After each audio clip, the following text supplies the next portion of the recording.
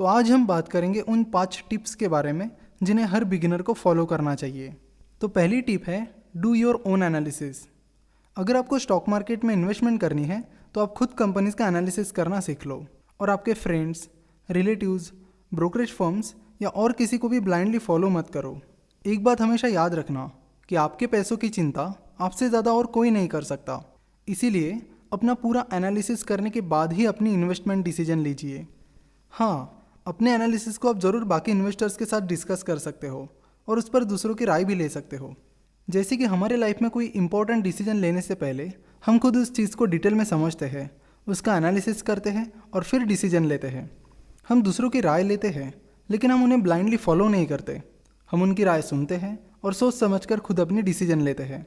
जल्दी हम fundamental analysis और टेक्निकल एनालिसिस के मॉड्यूल्स लॉन्च करने वाले हैं, तो वहाँ पर आप एनालिसिस के बारे में सीख सकते हो। अगर आपको लगता है कि एनालिसिस करने के लिए मेरे पास टाइम नहीं है या किसी कारण एनालिसिस करना मेरे लिए पॉसिबल नहीं है, तो बेहतर होगा कि आप म्यूचुअल फंड में इन्वेस्टमेंट करो। म्यूचुअल फंड में प्रोफेशनल फंड मैनेजर्स आपका पैसा मैनेज करते हैं। दूसरी टिप है कि बिगिनर्स को पेनी स्टॉक से दूर रहना चाहिए। बहुत सारे बिगिनर्स जो कम अमाउंट से इन्वेस्टमेंट करना स्टार्ट करते हैं वो शुरुआत में पेनी स्टॉक्स की ओर आकर्षित हो जाते हैं, यानी जिन स्टॉक्स की प्राइस 20 से 25 रुपये से कम होती है उन्हें खरीदने लगते हैं बिना उस कंपनी का एनालिसिस किए। वो सोचते हैं कि 500 या 1000 रुपये के 10-20 स्टॉक्स लेने से अच्छा है क्यों ना मैं 5-10 रुपये के 100-200 शेयर्स खरीद लूँ। अगर स्टॉक प्राइस में थोड़ा बहुत इजाफा भी होता है तो अच्छा प्रॉफिट मिल जाएगा। कुछ बिगिनर्स को ये लगता है कि जिन कंपनीज़ की स्टॉक प्राइस कम होती है वो नई कंपनीज होती है और स्टॉक मार्केट में अभी अभी आई है, लेकिन ऐसा नहीं है।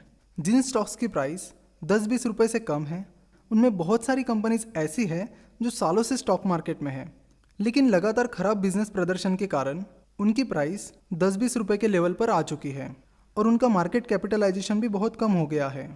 पेनी स्टॉक में इन्वेस्टमेंट करने से पहले आप ये जान लीजिए कि अगर किसी स्टॉक की प्राइस इतनी कम हो गई है या कम है तो वो क्यों है।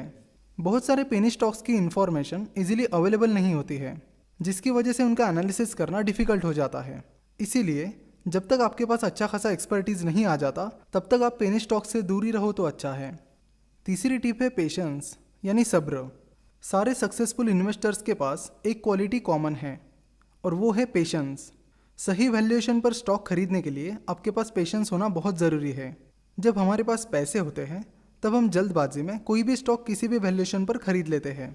मिस्टर वॉरेन बफेट, जो कि दुनिया के सबसे सक्सेसफुल इन्वेस्टर हैं, उन्होंने कहा था कि जितनी उनकी सक्सेसफुल इन्वेस्टमेंट्स है उससे ज़्यादा कैश उनके पास है और मिस्टर बफेट पेशेंटली वेट करते हैं।